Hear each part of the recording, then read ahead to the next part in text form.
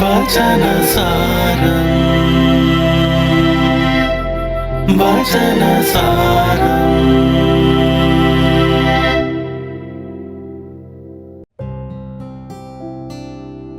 ഈശോ മിശിഹായ്ക്ക് സ്തുതിയായിരിക്കട്ടെ. വചനസാരം ഒക്ടോബർ 9. പ്രിയമുള്ളവരെ, ലോകത്തിലെ ഏറ്റവും വലിയ ശക്തി എന്താണ്?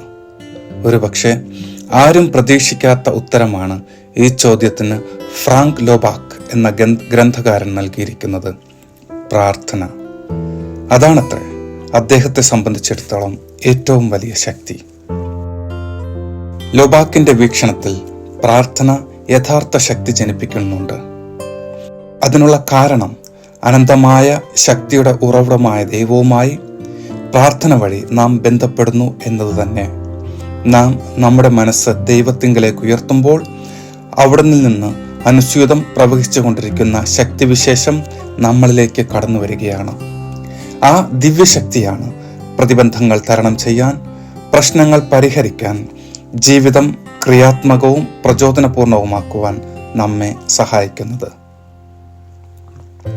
എല്ലാവർക്കും എപ്പോഴും പങ്കുപറ്റാവുന്ന ശക്തിയാണ് പ്രാർത്ഥന.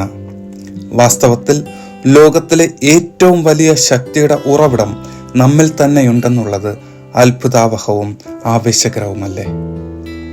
അമേരിക്കയുടെ മുൻ പ്രസിഡന്റായിരുന്ന എബ്രഹാം ലിങ്കൺ പറയുന്നു, പ്രശ്നങ്ങൾ ഉണ്ടാകുമ്പോൾ ഞാൻ പ്രാർത്ഥനയിൽ പ്രത്യേകം അഭയം തേടാറുണ്ട്. കാരണം പ്രാർത്ഥനയിലല്ലാതെ വേറൊരിടത്തും അവയ്ക്ക് പരിഹാരം കാണുക സാധ്യമല്ല. പ്രിയമുള്ളവരെ, ഇന്നത്തെ സുവിശേഷത്തിൽ നാം വായിക്കുന്നു. ലൂക്കായുടെ സുവിശേഷം 11 അധ്യായം 1 മുതൽ 4 വരെയുള്ള വാക്യങ്ങളിൽ യേശു പ്രാർത്ഥിക്കുന്നത് കണ്ട് അവിടുത്തെ ശിഷ്യന്മാർ അവിടുത്തോട് ചോദിക്കുന്നു, യോഹന്നാൻ തൻ്റെ ശിഷ്യരെ പ്രാർത്ഥിക്കുവാൻ പഠിപ്പിച്ചതുപോലെ ഞങ്ങളെയും പ്രാർത്ഥിക്കാൻ പഠിപ്പിക്കണമേ എന്ന്. പ്രിയമുള്ളവരെ, യേശുവിനെ കണ്ട ശിഷ്യന്മാർക്ക് യേശുവിനെ പോലെ പ്രാർത്ഥിക്കുവാൻ തോന്നുകയാണ്. പ്രാർത്ഥനയുടെ ശക്തി ഉറപ്പുവരുത്തുന്നതിന് പ്രസിദ്ധ ആധ്യാത്മിക ഗ്രന്ഥകനായ പീൽ ഒരു മാർഗം നിർദ്ദേശിക്കുന്നുണ്ട്.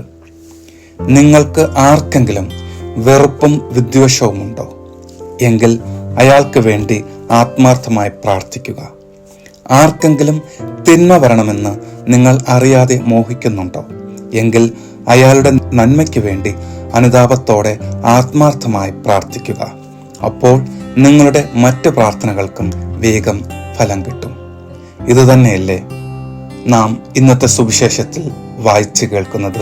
ലൂക്കായുടെ വെർഷനായ കർത്താവിൻ്റെ പ്രാർത്ഥന, സ്വർഗസ്ഥനായ ഞങ്ങളുടെ പിതാവേ എന്നുള്ള പ്രാർത്ഥന. പ്രാർത്ഥനയുടെ ശക്തി പരീക്ഷിക്കുവാൻ നിങ്ങൾക്ക് മോഹമുണ്ടോ? സമയം കിട്ടുമ്പോഴൊക്കെ നിങ്ങളുടെ ചിന്തകൾ ദൈവത്തിങ്കിലേക്ക് ഉയർത്തുക.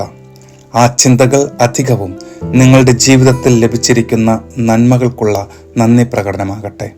അതോടൊപ്പം ഫ്രാങ്ക് ലോബാക്ക് പറയുന്നത് പോലെ മറ്റുള്ളവരിലേക്ക് പ്രാർത്ഥന ഷൂട്ട് ചെയ്യുക. ദുഃഖിതനായ ഒരാളെ നിങ്ങൾ കാണുന്നുവെന്നിരിക്കട്ടെ, അയാൾക്ക് വേഗം മനഃശാന്തിയും സൗഖ്യവും ലഭിക്കുവാൻ ഉടനെ പ്രാർത്ഥിക്കുക.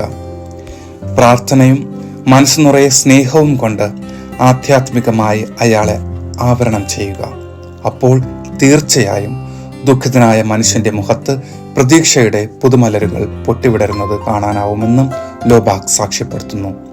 അത്രമാത്രം വേഗത്തിലുള്ള ഫലമാണത്രേ പ്രാർത്ഥനയുടെ ശക്തി വഴി ലഭിക്കുന്നത്. ദൈവത്തിൻ്റെ അനുഗ്രഹവും ശക്തിയും കൂടുതലായി നേടിയെടുക്കാം. ദൈവം നമ്മളെ അനുഗ്രഹിക്കട്ടെ. ആമേൻ. വചനസാരം വചനസാരം.